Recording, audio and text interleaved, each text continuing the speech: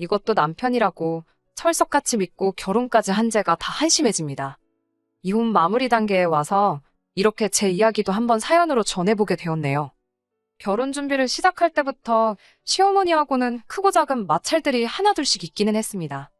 하지만 결혼 준비하던 당시에는 남편이 제대로 중간 역할을 잘해줬어요. 그러니 그 모습에 당연하게도 결혼 후에도 똑같이 중간에서 교통정리를 잘해줄 사람이라 생각했어요.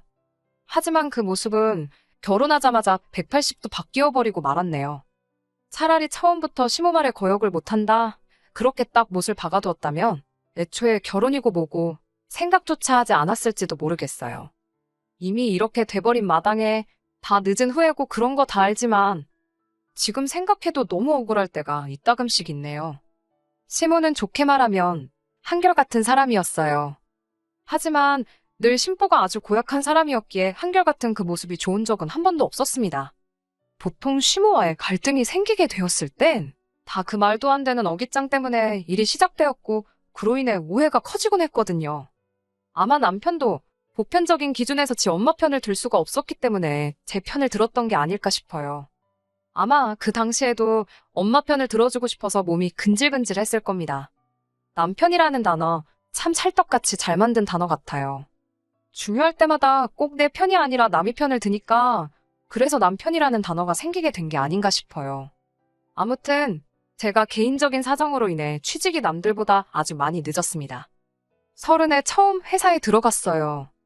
남편은 뒤늦게 취직한 회사에서 같이 일하는 직장 선배였고 저한테 업무적으로 이런저런 인수인계를 해주던 사람이라 자연스럽게 정이 들고 그렇게 결혼까지 이어지게 되었습니다. 취직이 늦은 이유는 별거 없어요. 어려워진 집안 형편 때문에 제가 부모님을 돕지 않을 수가 없었습니다. 친정아버지는 평범한 회사원이셨고 친정어머니는 평생을 전업주부로 살아오셨어요. 제가 외동이었기에 사실상 제가 대학에 입학하면서 친정부모님은 노후 준비를 곧바로 시작하셨는데 아버지 회사에 일이 생기게 되었습니다. 정상적인 부도가 아니었고 회사 대표가 야반도주를 하는 바람에 아버지는 퇴직금이며 그간 밀렸던 월급이며 단 한 푼도 정산받지 못하게 되었어요. 떼인 돈이야 떼인 돈이지만 집안 형편이 어려워진 건 다른 이유에서였습니다. 약간이나마 모아두신 노후 자금을 가지고 아버지가 어디서 무슨 소리를 듣고 오신 건지 창업을 하셨거든요. 그런데 하필 차렸던 가게가 아실 분들은 다들 아실 텐데 그 말도 많고 탈도 많았던 대왕 카스테라 집을 오픈하셨거든요. 평생 책상머리 앞에서 사무직을 하시던 아버지가 웬 빵집을 시작하셨는지는 모르겠지만 아버지 입장도 이해가 가긴 했어요.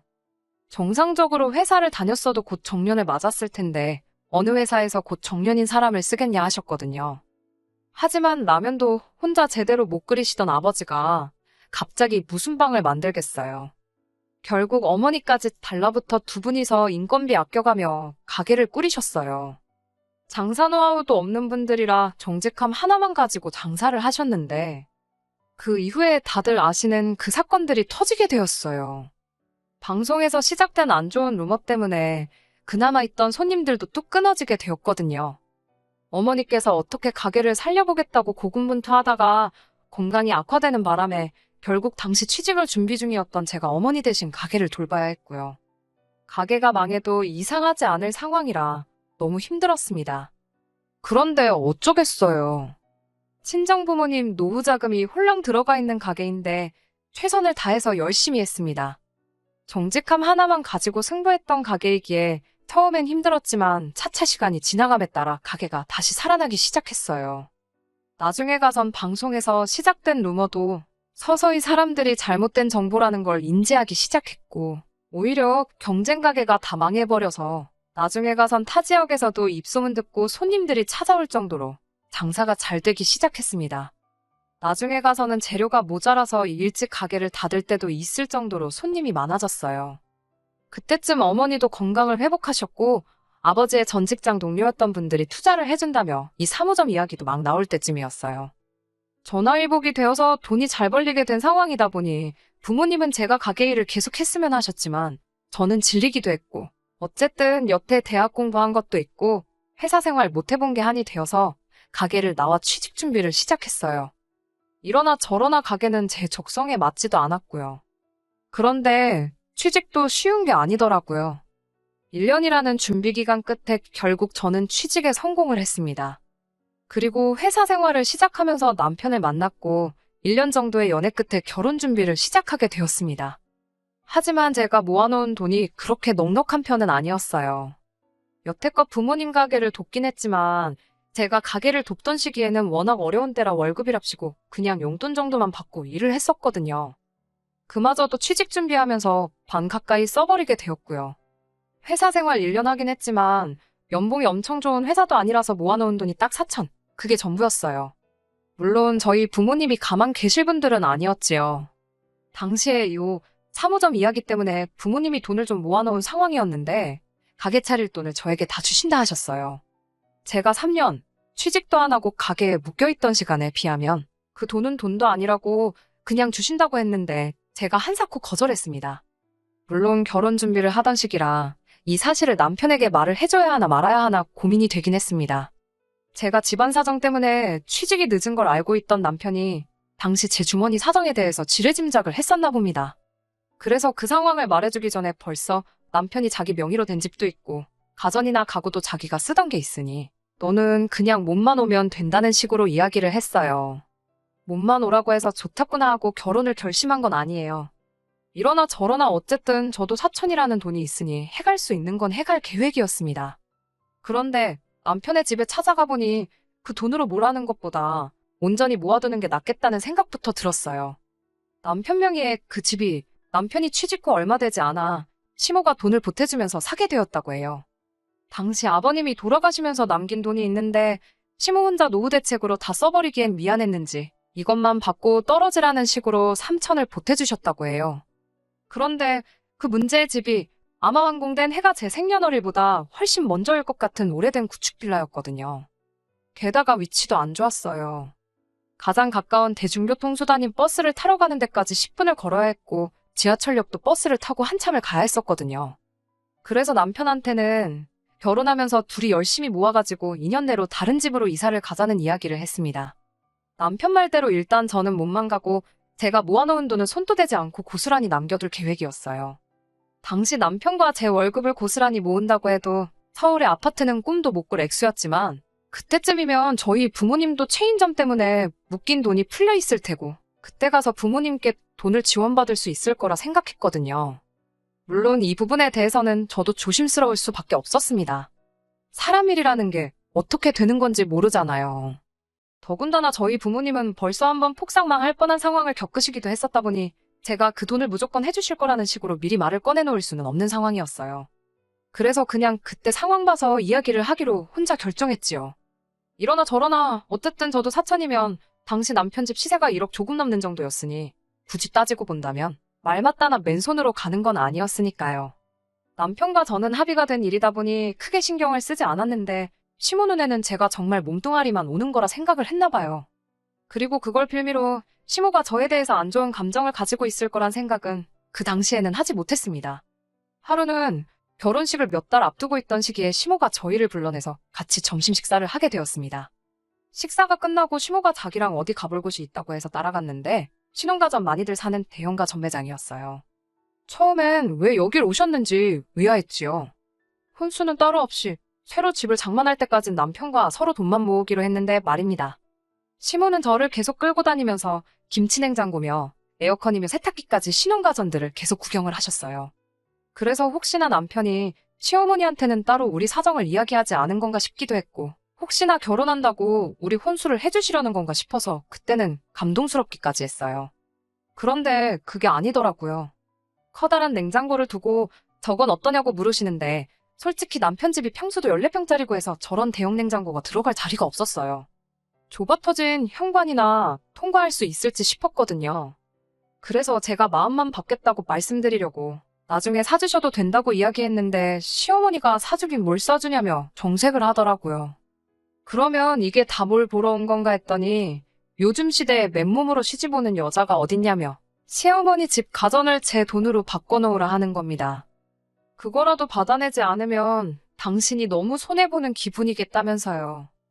다행히 이때는 남편이 시어머니 하는 걸 보고 곧바로 제 편을 들어줬습니다.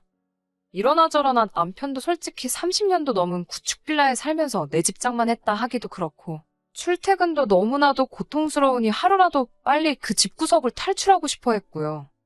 아무튼 남편이 제가 아무것도 안 해오는 거 아니라고 하지 않았느냐며 중간 역할을 잘해주는 덕에 큰 트러블은 더 일어나지 않았습니다.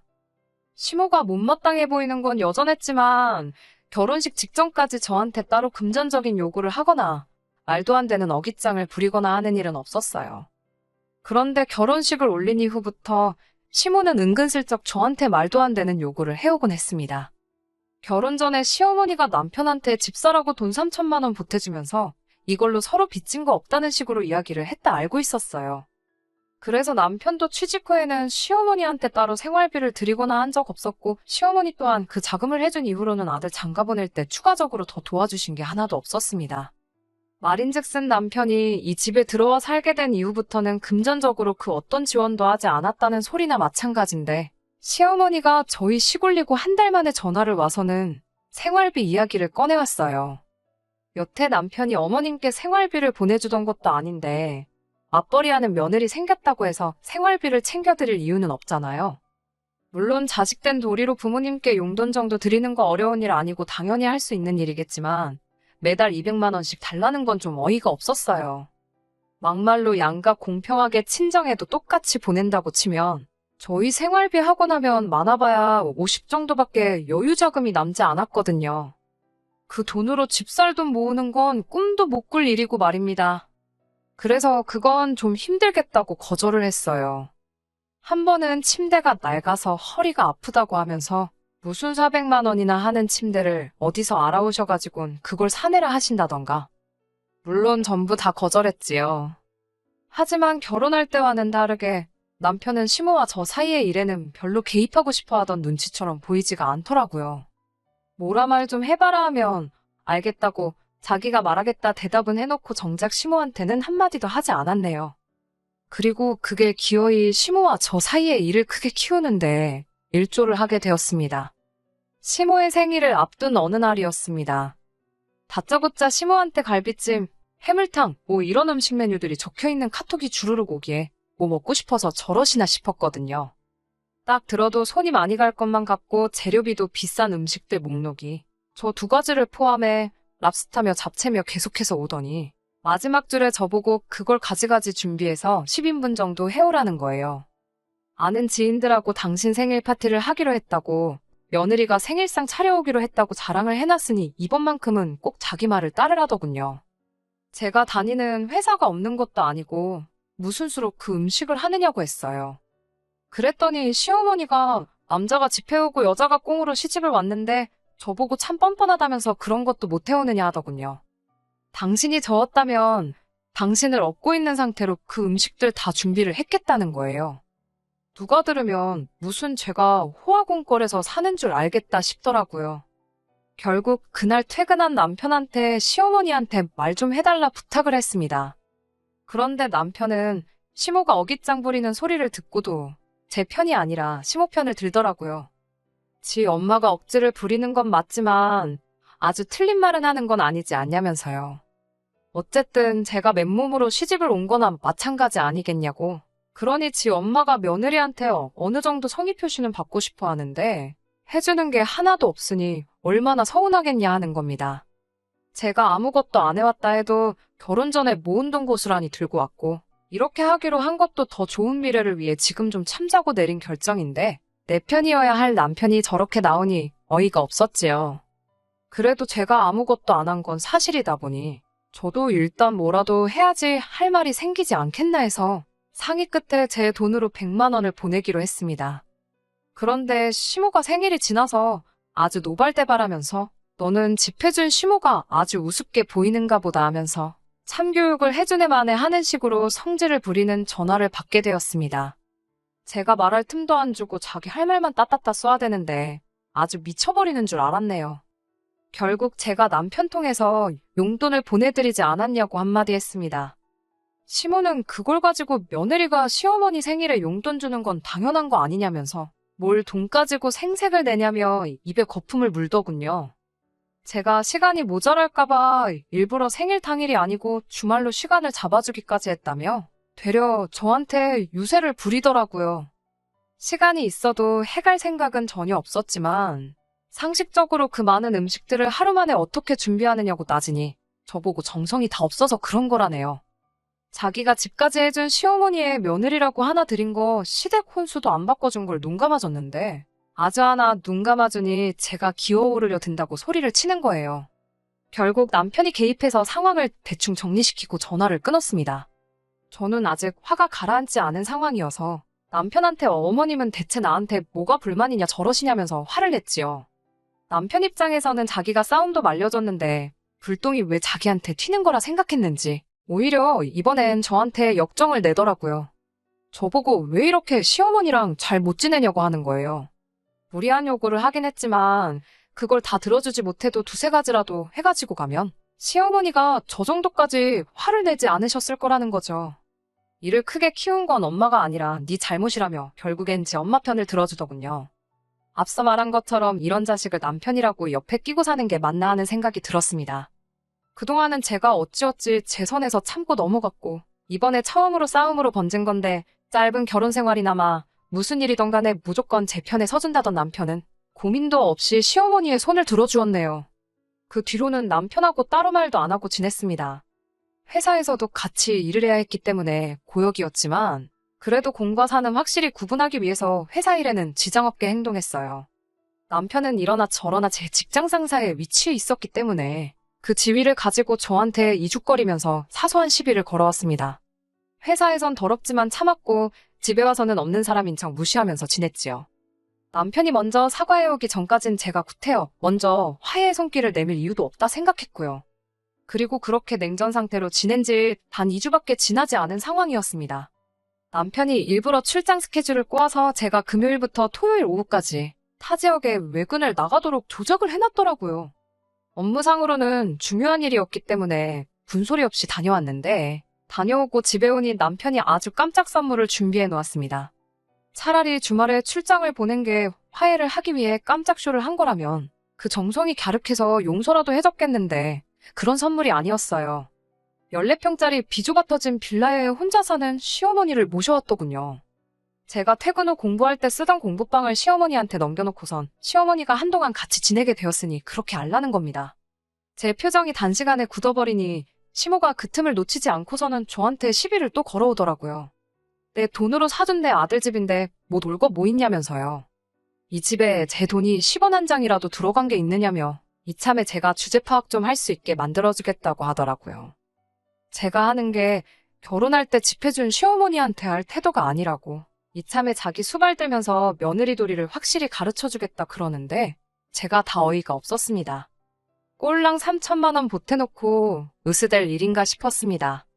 솔직히 속으로 내 돈 찾아와서 시모 얼굴에 3천만 원 가져다 뿌리면서 그 돈 고스란히 돌려줄 테니 이 집에서 나가라고 할까 생각도 싶었는데 제가 피땀 흘려 번 돈인데 그걸 그렇게 시모한테 돌려주고 싶은 생각은 추호도 없었어요.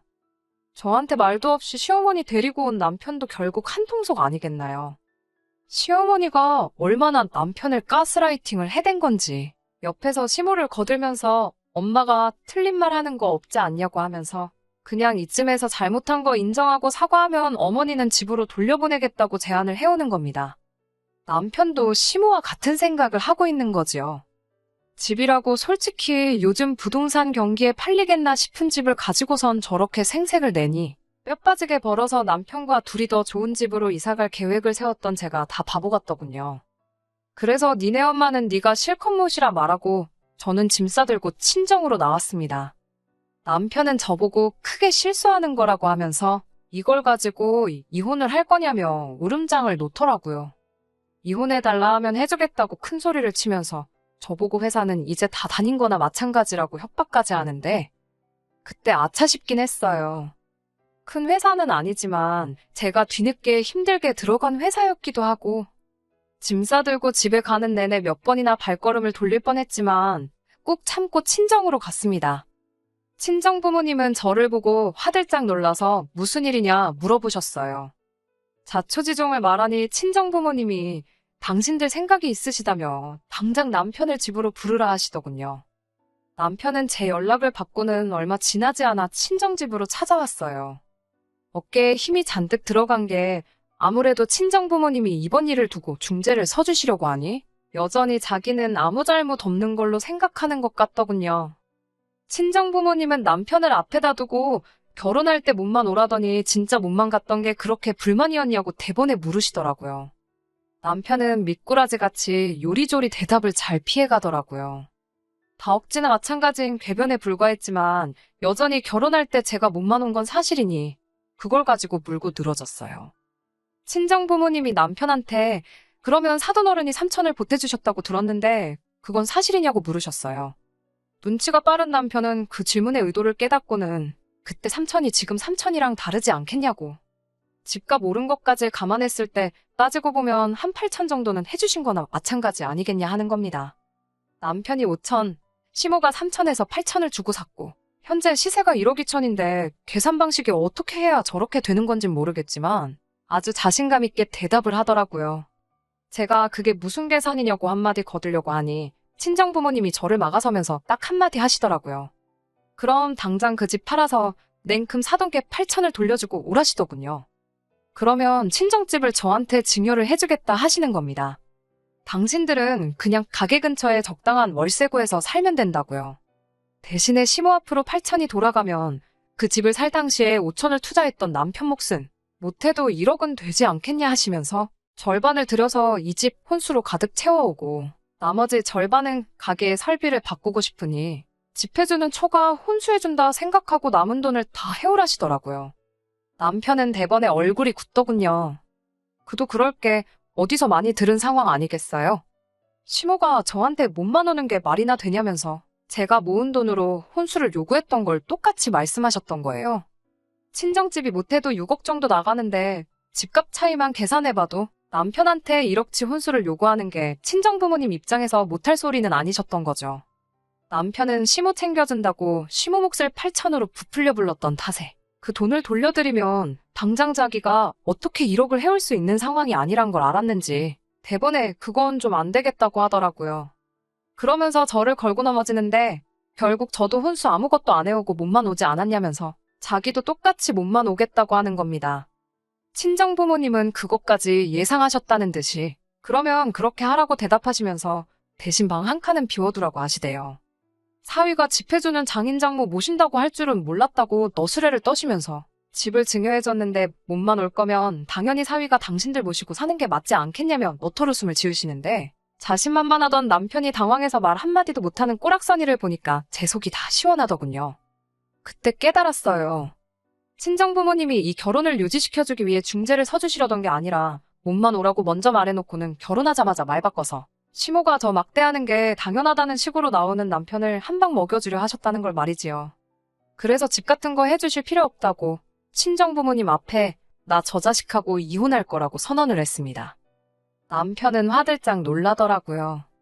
사실 자기도 그 썩어빠진 집 같지도 않은 집에서 빨리 탈출하고 싶었고 이번 기회에 그 집구석에서 탈출하나 싶었는데 제가 이혼하자고 나오니까 말이죠.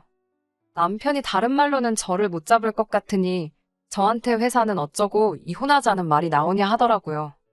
그래서 제가 콧방구 크게 한번 끼워주고는 그깟 회사 안 나가도 그만이라고 말했습니다. 한 달 월급 300 벌자고 내가 평생을 너랑 너네 엄마한테 무시당하면서 살게 생겼냐고 소리쳤어요. 결국 남편하고는 그렇게 이혼 수속을 밟기 시작했습니다. 웃긴 건 제가 회사에 사표를 내러 갔을 때예요. 회사 대표님이 연애 시작했을 때부터 헤어지면 둘 중 하나 그만둘까봐 걱정스러웠는데 일이 이렇게 될 줄은 상상도 못했다면서 유감을 표하더군요. 그런데 저한테 제안하길 오히려 남편을 해고할 테니 저보고 계속 회사를 다녀주면 어떻겠냐는 겁니다. 남편이 근무 태도도 성실한 편이 아니고 2년 조금 안 되는 기간 동안 저를 지켜봐온 결과 회사에 고인물보다는 신선한 동력이 필요한 것 같은데 작은 일에도 열정적인 저를 놓치는 것보다는 발전할 생각이 없어 보이는 남편을 자르는 게 회사로서는 더 이득이 아니겠냐 하면서 말이지요. 그렇게 남편은 회사에서도 잘리게 되었어요. 사실 저는 부모님 가게에서 다시 일을 시작할 예정이었는데 회사 생활은 제가 아쉬움이 남기도 했고 무엇보다 제가 남으면 남편이 잘리게 되는 건데 그 제안을 받아들이지 않을 이유가 없겠더라고요. 그렇게 실직자가 돼버린 남편은 그 잘난 집을 팔아서 시모 밑으로 들어가게 되었다고 합니다. 시세도 1억 2천이라 집값으로 재미도 못 봤는데 그나마도 요즘 경기에 팔리지가 않아서 금매로 시세보다 헐값에 정리했다는 말을 들었을 때는 속이 다 후련하더군요. 옛말 틀린 거 하나 없는 것 같아요. 고생 끝에 낙이 오는 건 저도 저희 부모님도 직접 경험한 일이고 뿌린 만큼 거둔다는 말도 지금 남편과 시모를 두고 딱 어울리는 말이 아닐까 싶습니다. 평생에 있을 한 번의 기회나 마찬가지였던 복덩이인 저를 놓쳐버린 두 사람. 이번 일로 제대로 한번 배우고 평생을 후회 속에 살아간다면 제게 붙은 이혼 옆구리표가 하나도 아쉬움이 없을 것 같네요. 끝까지 들어주셔서 감사합니다. 오늘의 사연은 여기까지입니다. 구독과 좋아요, 알람 설정 부탁드리고 더 좋은 사연으로 다시 찾아뵙겠습니다. 감사합니다.